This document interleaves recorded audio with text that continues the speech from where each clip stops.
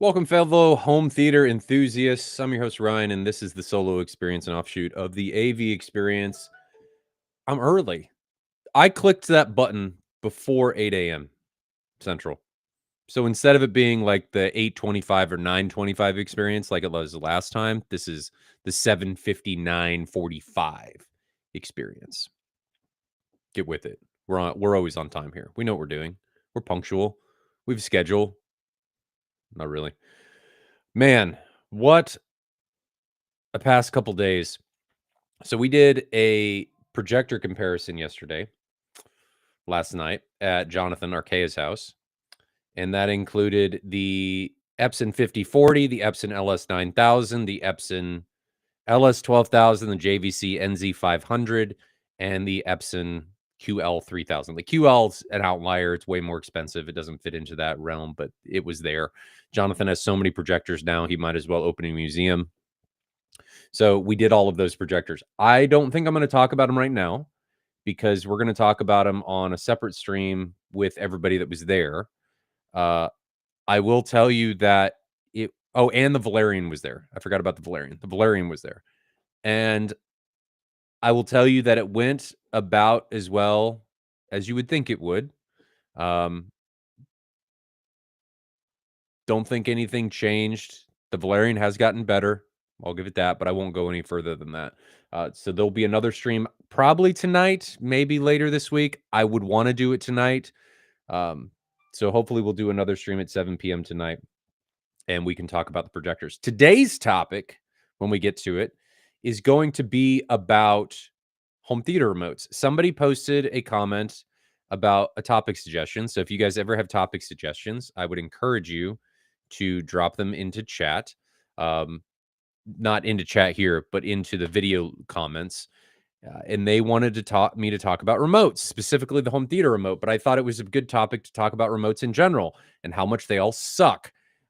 I guess we'll get to that in a minute. What have I been doing? I've been chasing down electrical issues in my house. I have something in the garage that was constantly popping a breaker.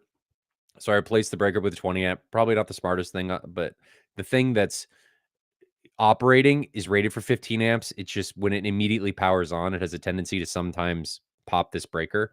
So I put it on a 20 amp circuit, fixed the problem. The problem, though, was the constant up and down in order to do that and to find it and then to go down, flip the breaker. And then was it the right breaker? And that wasn't the right breaker. And then did I tell you guys about the breaker shenanigans that I had when I was doing the garage and I tripped a breaker and then I couldn't find what breaker it was. And I thought it was a GFI circuit. Couldn't find what GFI circuit it was. And then finally you have that epiphany moment, that aha moment where you're thinking, man, there's got to be something else, and your brain zeroes in on this one thing that you never thought about before for some reason. It just does now, and you realize you wasted all of your time previously. And I realized that there was a GFI circuit behind my toolbox that I hadn't thought about before. And sure enough, that GFI circuit was tripped, and nothing that was working that was connected to that GFI circuit, which was multiple outlets in the garage, all didn't work.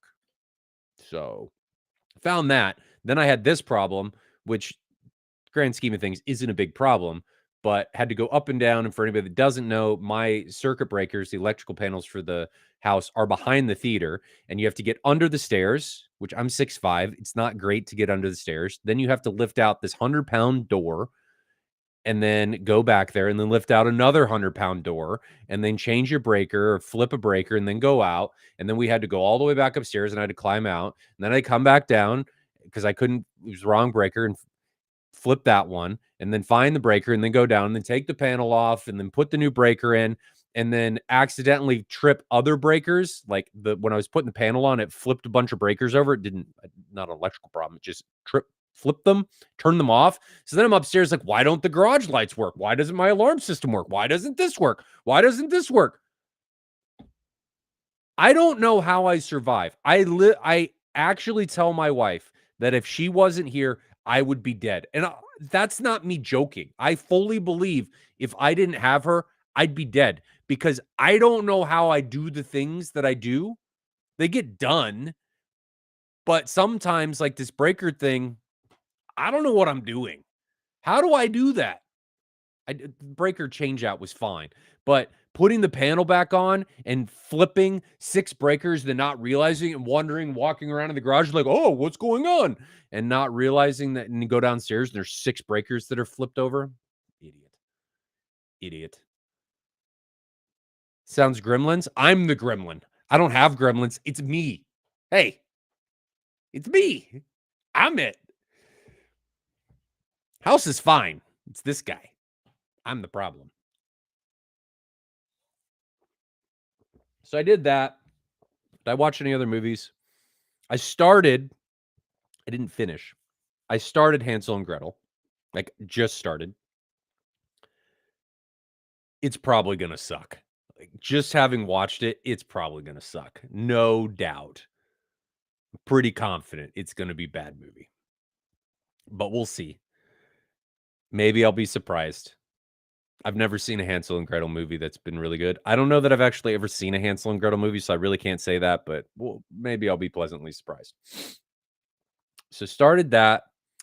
What else? Have I done anything else? Got some word from some companies. I won't mention them because they haven't said, "Yeah, we're coming." But there are companies already. We announced this last week that are like, "Yeah, pretty sure we're coming. We need to send our official notice." But there's 1, 2, 3. There's like 6 that I've already gotten confirmations from about them going out or wanting to come. So things are moving on M-Wave. They're going. We're moving. We're moving.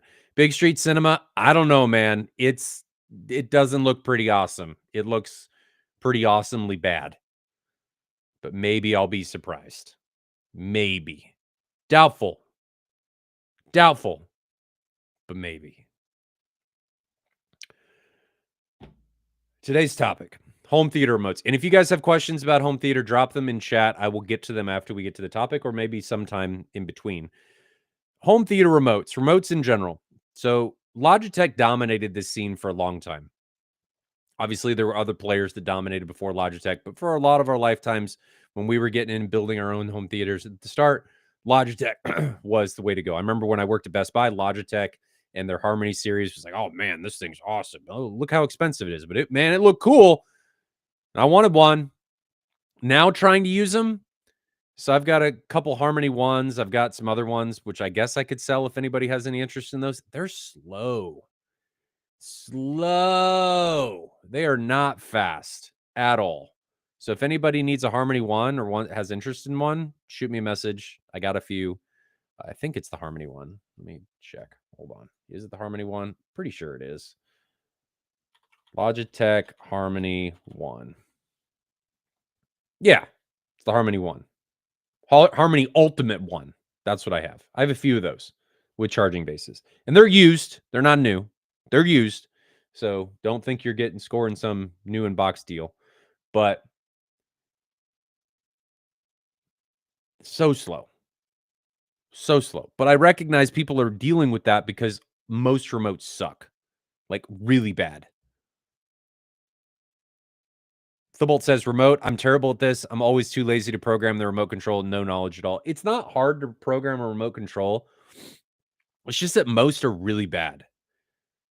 So I've used most of the IP control systems, both as a custom integrator, a dealer, and through my workings with MadVR, because I have to help dealers sometimes with issues they run into and understand drivers. And so I've used most of them. I've used RTI, I've used Control4, I've used Savant, I've used Crestron.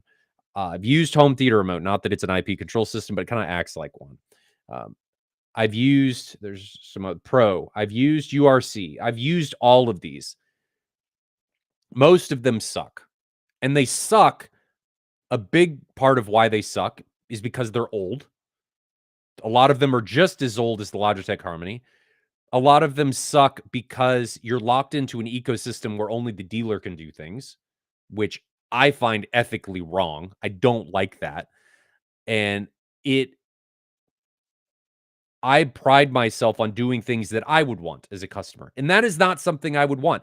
I do not want to put my AV equipment behind a locked door so that I can't change anything on how I interact with it on my remote, where I have to then pay somebody else to do it for me. No. I recognize that there are some people out there that is what they want. Their time is worth more than that. I get it. I don't like that. I don't think I ever would. I like to be in control of my own stuff so that if something happens, I can fix it instead of saying, hey, yeah, we'll be out there Monday. No. And then you got to pay for that service call. Absolutely not. So where the direction I went, I tried a bunch in the theater. I tried Control 4. I originally had RTI. Then I went Crestron. I thought Crestron was going to be the answer, and then it was not the answer. It was bad. It was worse. I don't know how they're the big dog in the space, but man, that was bad. Bad, bad, bad, bad, bad, bad, bad. So then I found, I'm friends with Nick Oleroyd. He has one called Home Theater Web Remote. And I had constantly put it off. I don't know why, but then I finally said, you know what? We're going to do it. And we did. And we did. So my remote, I can show it to you because this remote, Home Theater Web Remote, just creates a browser, like a web page in a browser. So you can access it from any device that has a browser. It scales. It's not the prettiest thing. I am not trying to make it pretty. I just want it to be usable. It's all I want is for this thing to be usable. And it could be potentially more usable, honestly. But it does the job. And it does it very well. So let me find this thing. Where is it? Home Theater Web Remote. Where are you? Hold on. You are here. I need to go here. Sorry, I need to bookmark this page because on this computer, because it's not bookmarked. Control. Okay. So I'm going to share this so you guys can see my window here.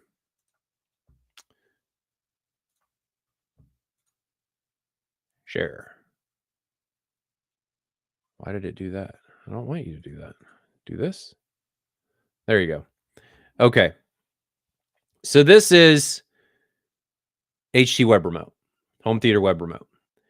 And these are the things that you can do. So this is kind of my landing page. It fits better on a phone. It's not really made for a desktop browser, but every one of these is a different page. So when the remote first boots up, it gives you this page. This is power ons. These are just macros. So if I want to turn on the theater to watch a movie, I just hit power on.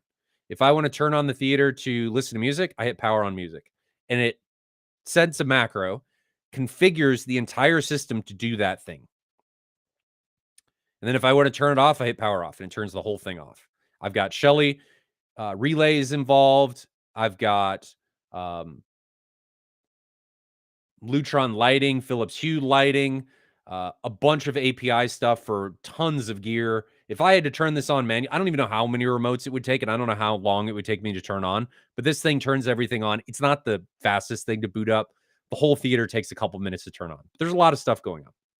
So it turns everything on. And then I've got individual components in case something gets stuck, or maybe I'm on music and then I want to turn the projector on for some reason. I've got individual components that I can turn on. Individual components I can turn off if something happens, need to restart something. And then I've got lights. So I can very easily change lighting presets. So this is interacting directly with Philips Hue.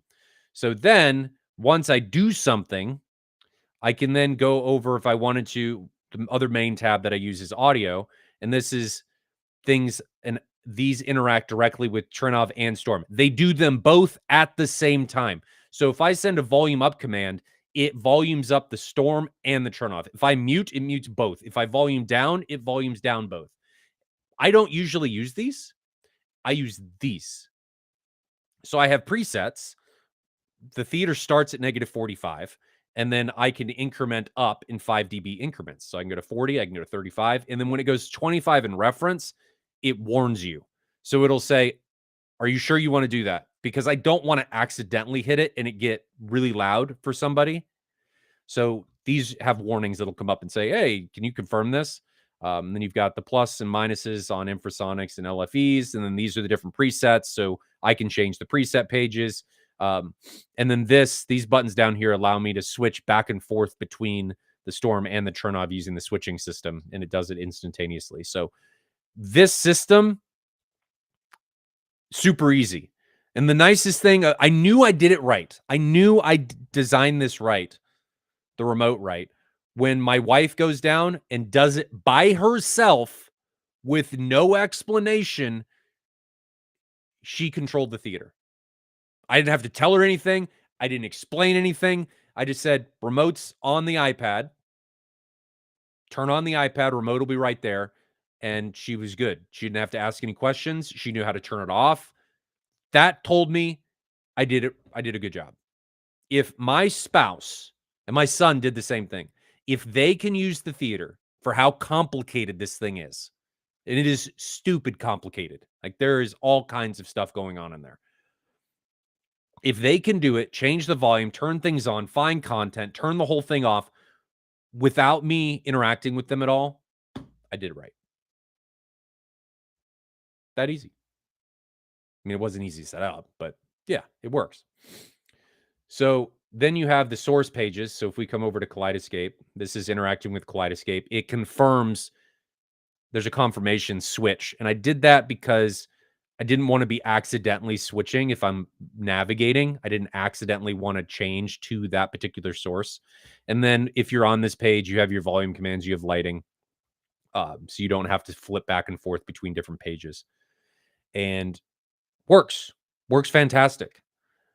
The other nice thing is I was able to integrate it in with Kaleidoscape. So when content starts, it automatically dims. When content stops, it brings the lights up. And then when you turn the theater off, the lights stay on for 5 minutes and then they turn themselves off. So there's a lot of macros. There's a lot of things that you don't have to think about that just make your life easier that this remote is doing. So Nick did a phenomenal job in effectively just providing a toolbox so that you can do what you want. Really, all this is a way to interact with APIs and send web commands. You can buy IP to IR converters so that you can send IR signals. I didn't need to. You can. But for the most part, it's really just sending IR commands.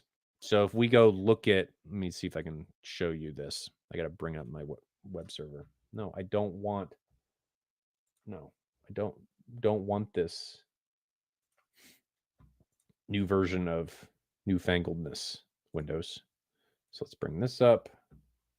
All right. So now let me share my server. This one. Okay. So this is my web server. This is Home Theater Web Remote. Is this part of Home Assistant? No, this is separate. Totally different. Now I use Home Assistant with this because this will not control things like the Apple TV directly. Apple TV has a bunch of proprietary connections and it won't control it directly. So no, in order to do everything that I'm doing, you kind of need both, but no, not a part of Home Assistant, something totally separate. So this is Home Theater Web Remote. To configure the devices, so this is telling it what the devices are. These are all the devices in the theater. So Storm, turn off, Christie, the AV Pro Edge HDMI matrix, the Kaleidoscape, the Magnetar, Philips Hue server, all of the Ascendo subs amps. So these are actually Shelly relays that disconnect the amp from power because they're dumb amps. They don't have a way to turn them on and turn them off. So these actually send web commands to Shelly. Shelly has an open source API. It's not proprietary, so I can send it commands from other systems, which was fantastic. So I can control those. You've got the Storm PA amps. You've got the Trinov PA amps, the Apple TV. You have full control over all of this. So you're telling it kind of in this configuration how that particular system expects communication. So this can communicate in a bunch of different ways. Did I just add something? I did. Let's delete that. This can communicate a bunch of different ways. So if I wanted to do like HTTP post, I could send an HTTP post command. It's got, these are all what's expected. Like JVC expects communication. You have to give it these pieces of information. HTTP1, Anthem, you can, well, these are probably just API. Christie, where's one that's a little different? Hue. So Hue, you can give it the auth code and stuff, and then it's going to format the commands to an extent. You still have to format them, and I'll show you in a minute how they get sent, but this is going to communicate with the device in the way it expects automatically. So you give it all that information. And then these are the actual remotes. So if we look at the power on pop-up, or pop-up means that it confirms, so I don't accidentally turn the theater on. When it turns on, when I push that button, it executes all of these commands. This is what it does. And I've got wait times and stuff. The waits are there because the Tronov takes a while to boot up, and I want to make sure that it doesn't execute the volume commands until it's turned on. So that's what all of these wait times are for. I put waits in between each of the Ascendo amps so that I'm not oversaturating circuits and I'm not popping the 100 amp service panel. That's why those are there for inrush. But this is the type of control that you're getting, right? So when the theater turns on, it starts with the Philips Hue, because when I push power on, if I'm walking down the stairs, I want the lights to turn on. Then it starts the projector. Then it starts Storm Audio. And then the Kaleidoscape. Then it turns all the Ascendo amps on. Then the Storm and the Trinov amps start booting up. Mirage. This is it changing a command in the projector. So it's waited 100,000 milliseconds. Then it issues this command because it assumes that the projector's turned on. So it's changing. I think that's changing source. Then you've got volume sets, zone sets, presets. So it's setting the Trinov and the Storm, well, the Storm in this case, to a specific point for volume and zone.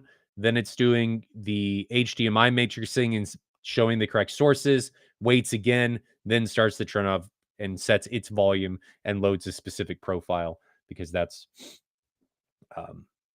what it needs, but it takes longer to boot. So that's what that extra wait is.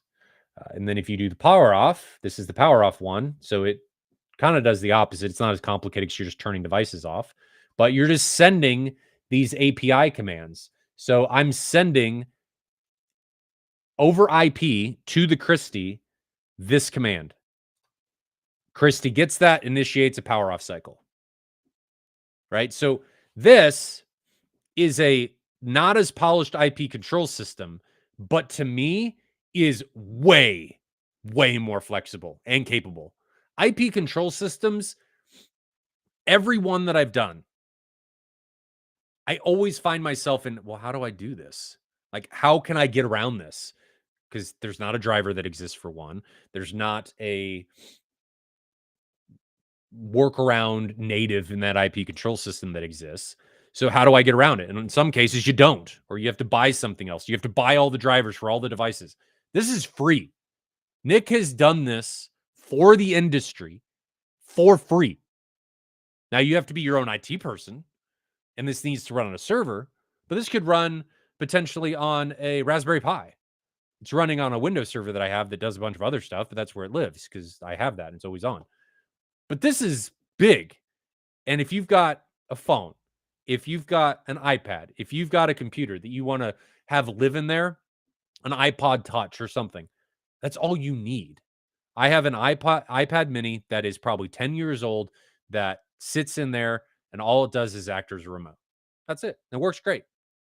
Do I wish it could do some certain things? Like one thing I wish it did is if I went and touched a page, like if I touched the Apple TV page, right? I wish when I touched that button, it would do this. It would say, do you want to switch to this? That instead of me having to push this button, it would take one step out. That is really the only complaint I have about this. That's it. Everything else works great. Not the prettiest thing in the world, but it is very easy for people to understand. It's very easy to use, and it works consistently. Those are the important things for me. And it does. And it's cheap. So cheap, it's free. But you guys get the idea. Enough about this. So minimize that to Trey. We will stop sharing. So does that answer the question about the remotes? I saw, who was that? Marco Proxy says he's got Ava and URC right now. I've used Ava. Now, I used Ava more when it first came out, so maybe it's gotten better. It had a lot of limitations. A lot of limitations. And again, maybe it's better now.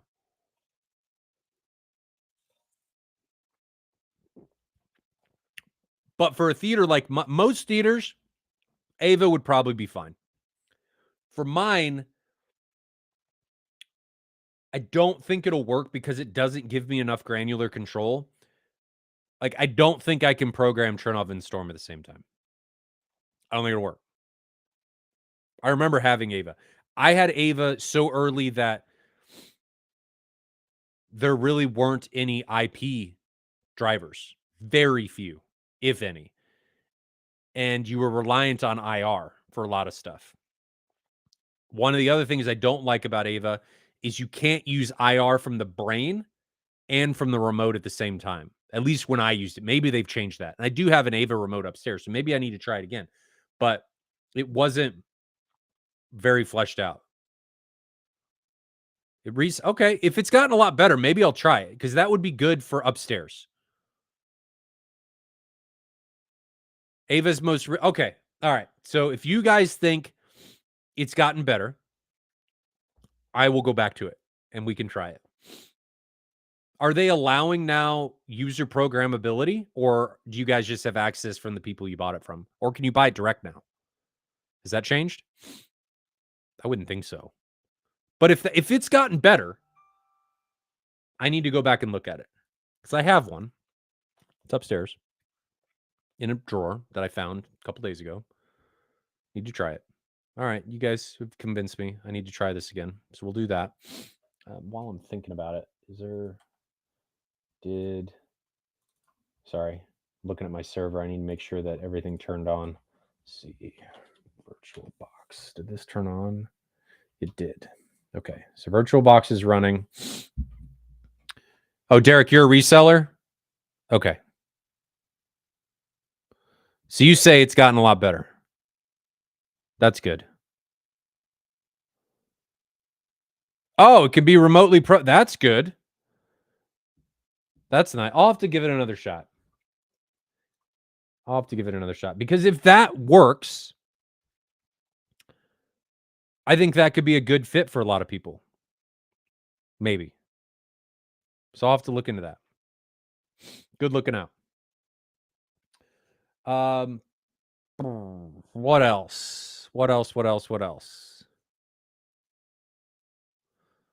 Anybody got any more sales? The sales document is up now. So if you type !sales, it should link you. So there's that. I don't think there's anything new. I haven't seen any new sales come out recently. Martin Logan has the big one with almost 20% off everything except Masterpiece. Excuse me. RBH has 10% off. What else am I missing? JVC sale expired. SVS has their Black Friday sale. There is a group buy on subwoofers. I don't know enough about it. I will post that probably on our next stream. I need to look at how it's structured and pricing and all of that.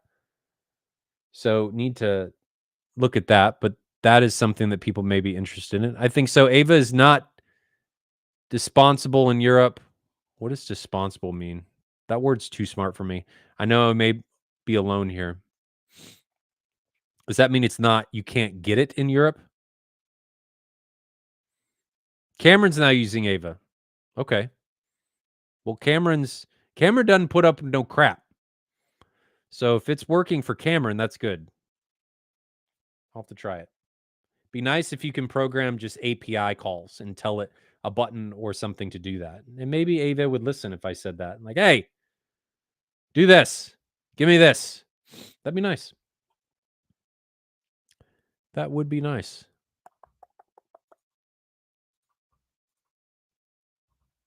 Anything else? We talked about remotes. What does everybody think of the sofa baton? Is it worthwhile or is it just bad? I've heard mixed reviews. I haven't really heard anything that's been a good replacement for.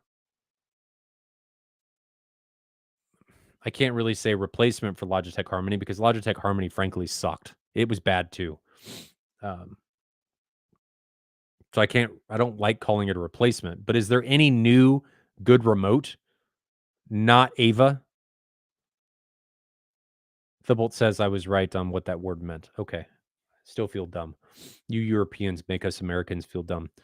What do you use HA for in your house?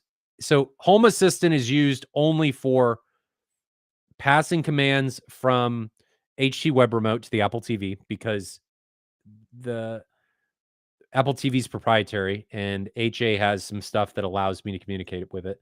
And then it does the lighting stuff for Kaleidoscape. So when it monitors Kaleidoscape, because home theater remote won't do real-time monitoring. So it monitors content starting, content stopping, and it turns on and turns off the lights for Hue. That's what it's doing. Derek Harrell says, join late. Did you all do the projector comparison last night? We did. We will talk about that potentially tonight on another stream. I don't want to talk about it now, though that would be fun. We're going to talk about that tonight with Jonathan, I think, and John and Sheldon, who are all there. It didn't go any different than I think people would expect. Marco says, unfolded circle is better hardware than Ava. It might be what you are looking for. Every button has to be programmed manually. I don't mind every button having to be programmed manually. I just want them to work. Let's look at unfolded circle. Hold on. Unfolded circle. Unfolded. What a weird name. But cool remote. So every one of these remotes has to be programmed manually. Does it have a list of... So there's integrations. Does it have a list of devices?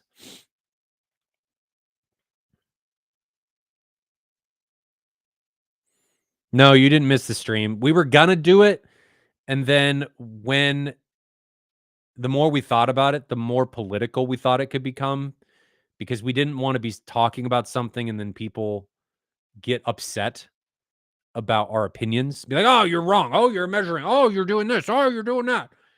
So we didn't do it.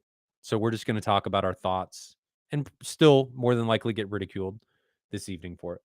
On Unfolded Circle, is there any list of integrations, equipment that it works with? I don't see anything.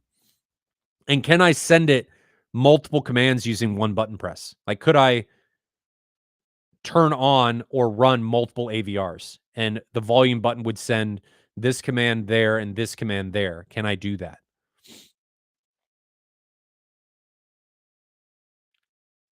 It's community developed. Derek, yeah. I mean, obviously we did it wrong. There's no doing anything right.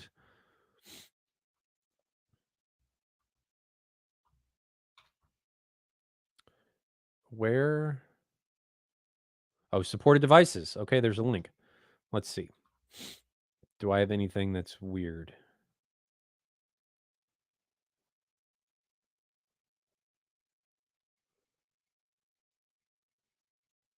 So as an example in here, Storm Audio is not in here. Christie is not in here. So are there a bunch of other devices that work but are not present? Because this list is not very big.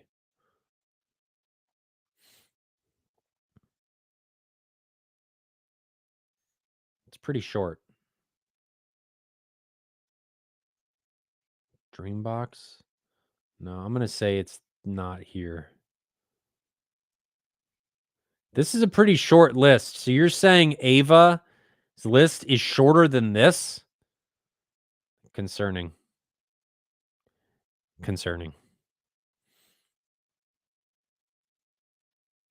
Maybe I'll give it a try, especially if it supports non-native commands. That would be nice. That'd be nice. So be on the lookout for a stream tonight. We'll probably be doing that. I don't know on time. Probably 7 p.m. Let me make sure on my schedule. If it works with Home Assistant, they have that as a catch-all. Oh.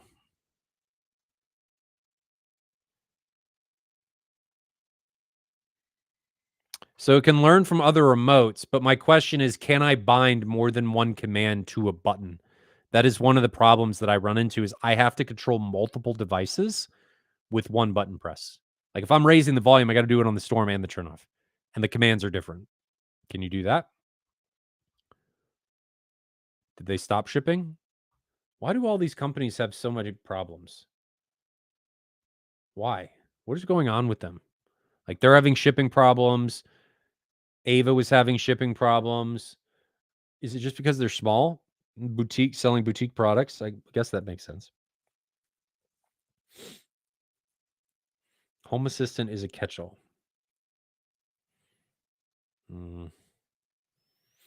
Does that mean you have to run a Home Assistant server as well? Like it has to be able to communicate back to Home Assistant, or does it run that natively?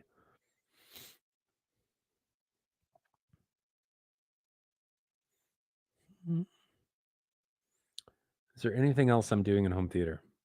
Trying to get M-Wave going. I mean, not trying. We are. Got to get things dialed in for the VIPs, which is in progress. We're just trying to get times nailed down.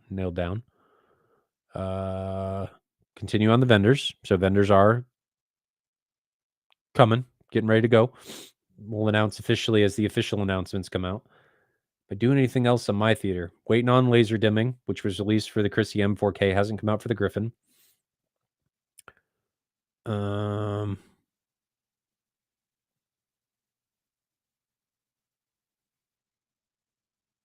No. There's more I could talk about with the projectors, but I'm not going to because we'll talk about that later tonight. So be on the lookout for another stream notification schedule thing, pop up, whatever on YouTube, and we'll get that ready to go because that's going to happen tonight. And then when do we want to stream again? Does anybody have any movie suggestions that I should go to? I think I'm going to watch Nobody. That's one that I need to take on. So we'll stream tonight. I'm streaming on the Home Theater Hub podcast on 8:30. They want to do a tour of my theater, so we'll do that. I think the next stream I will do. I don't know that we'll do another. Well, no, we'll do a solo one on Thursday. So solo on Thursday. I don't know why that says 9 a.m. It's going to be 8 a.m. And then we'll do the Home Theater Hub podcast then. But I think we're going to do another one today, talk about the projectors. So be on the lookout for that. Did you watch Prey? Oh, yeah, I watched Prey. I liked Prey. It's not my favorite movie. It's got some plot holes, but it's fun. There's a lot of dark scenes I like the vibrancy of the blood and the dark scenes. That's cool. It's a fun movie. I don't think it's as good as the original Predator. I don't know how to voice this. It feels very girl power-esque, where we're doing things just to make the main actress empowered, which is fine. It didn't take away from the movie, I felt, but it was it was good. B. Not bad, not great. It was good. It was fine. I enjoyed myself while I was watching it. So watch Prey. We'll talk about that probably tonight because Jonathan was like, but he watched it on his phone. Of course he did. Of course Jonathan watched it on his phone. Why wouldn't he? Why wouldn't he watch it on his phone? That's how he watches all of his content. Because the only reason he uses his theaters for YouTube videos. That's it. YouTube. There were several times where we'd be doing something and then Jonathan would just automatically start bringing up YouTube. Like, Jonathan, what are you doing? We don't need YouTube. But that's where we ended up in a lot of cases. So Prey was okay. I need to watch Nobody. I may watch those today. I got to finish Hansel and Gretel. I started that, so that's got to get watched. Appleseed was bad. So if anybody has any movie suggestions, drop them in the video comments. Don't put them here because I won't see them. Same goes for anything that you guys want to say that I may see after the fact, like suggestions for streams, movie recommendations, or anything like that. Put those in the VOD comments, not here because I won't see these or I won't remember them. Say I've seen Saving Private Ryan so many times, Oprah Winfrey, and it's lost its luster on me. To me, there are better war movies. It's a good movie. I've just seen it so many times. It's to me now. Finally got Fury. I thought I had it. Was going to rewatch. Glad you got it. Fury's awesome. I do like Fury. I probably need to go rewatch that because I've only seen it a couple times and it's been a while. That is a dark movie. Good movie. Dark movie.